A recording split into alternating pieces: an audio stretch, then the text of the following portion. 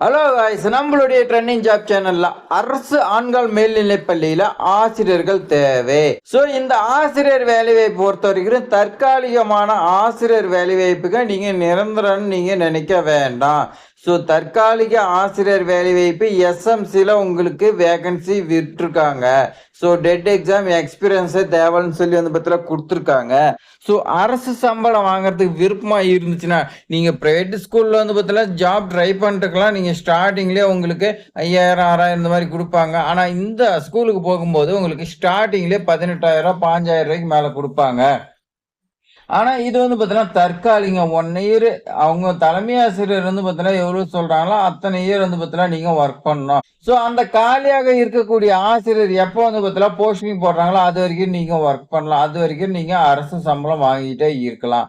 So இந்த மாதிரி notification வந்தது சத்தமே இல்லாத வந்திருக்குதுங்க. பல பேத்துக்கு தெரியாதுங்க. ஸோ விண்ணப்பித்தால் வேலை உறுதிங்க.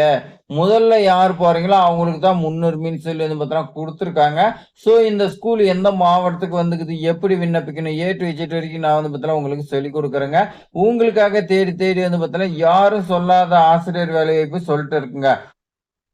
அதுக்காக ஒரே ஒரு லைக் பண்ணிங்க, சப்ஸ்கிரைப் பண்ணி பெல் சிம்பிளை கிளிக் பண்ணி வச்சுக்கிங்க. இப்போ வாங்க விரிவா பார்க்கலாம். அரசு பள்ளியில் தற்காலிக ஆசிரியர் வேலை, ஆசிரியர் பணிக்கு அருமையான வாய்ப்புன்னு பார்த்தீங்கன்னா சொல்லியிருக்காங்க. வாய்ப்பை முற்றிலும் தவற விடாதீர்கள். முதுகலை பட்டதாரி ஆசிரியர் வரலாறு சப்ஜெக்டுக்காக பார்த்தீங்கன்னா உங்களை கேட்குறாங்க. ஸோ இதுக்கு நீங்க என்ன படிச்சிருக்கணும், எப்பயும் போல பார்த்தீங்கன்னா எம்ஏ பிஎட் நீங்க பார்த்தீங்கன்னா படிச்சிருக்கணும். பணி வகை பொறுத்த வரைக்கும் தற்காலிக பணின்னு சொல்லிட்டாங்க. சம்பளமா உங்களுக்கு 18,000 ரூபான்னு சொல்லி பார்த்தீங்கன்னா கொடுத்துருக்காங்க. ஸோ இதான் பார்த்தீங்கன்னா எங்கன்னா அரசு ஆண்கள் மேல்நிலைப்பள்ளி சங்ககிரி, சேலம் மாவட்டத்தில் பார்த்தீங்கன்னா சங்ககிரிங்கிற இடத்துல வந்திருக்குங்க. ஸோ சங்ககிரியில எங்க அப்படின்னு பார்த்தீங்கன்னா உங்களுக்கு டவுட் இருக்குங்க. ஸோ சங்ககிரிங்கும் போது உங்களுக்கு ஆண்கள் மேல்நிலைப்பள்ளி ஒரு ஸ்கூல் தான் இருக்குங்க. அப்படி உங்களுக்கு டவுட்டா இருந்துச்சுன்னா தலைமை ஆசிரியரோட மொபைல் நம்பர் நான் உங்களுக்கு தரேங்க. ஸோ அந்த நம்பருக்கு நீங்க கால் பண்ணி கேட்டுங்க. ஸோ உடனடியே நீங்க தலைமை ஆசிரியருக்கு கால் பண்ணி என்ன டீட்டெயில்ஸ்ன்னு தெரிஞ்சு அதுபடி நீங்க அப்ளை பண்ணுங்க, உங்களுக்கு கிடைக்கும். ஸோ விண்ணப்பிக்கிறதுக்கு ஒரு 9 சான்றிதழுங்க. அந்த 9 சான்றிதழ் பார்த்தீங்கன்னா இதில் என்னென்ன முக்கியங்கிறத நான் உங்களுக்கு சொல்றேங்க. இந்த சர்டிஃபிகேட்லாம் பார்த்தீங்கன்னா கம்பல்சரிங்க. மற்றது உங்கள்கிட்ட இல்லைன்னா கூட ஓகேங்க. ஆனால் இப்போ சொல்றது உங்களுக்கு கண்டிப்பா இருக்கணுங்க. 10ஆம் வகுப்பு மதிப்பெண் சான்றிதழ்ங்க. அதே மாதிரி 12ஆம் வகுப்பு மதிப்பெண் சான்றிதழ்கள். அதே மாதிரி டிகிரி அண்ட் டிசிங்க. இது 3 சர்டிஃபிகேட் பார்த்தீங்கன்னா ரொம்ப ரொம்ப முக்கியங்க. ரெஸ்யூம் வித் போட்டோங்க, இது முக்கியங்க. ஆதார் கார்டுங்க, இது முக்கியங்க. எக்ஸ்பீரியன்ஸ் சர்டிஃபிகேட் பார்த்தீங்கன்னா கம்பல்சரி கிடையாது. இருந்துச்சுன்னா ஓகே, இல்லைன்னா விட்டுருங்க.